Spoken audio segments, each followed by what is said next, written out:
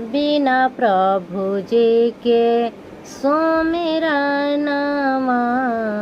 कष्ट मिटावे पालके बा। बिना प्रभु जी के सुमिरनमा कष्ट मिटावे पालके बा। कहे के त सब केहू आपन अपना कहावे पालके बा।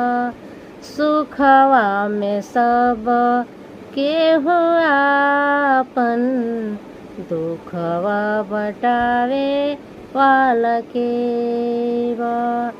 हत सुबेरे रोहित फूल लोढ़े गईले मलिया के संग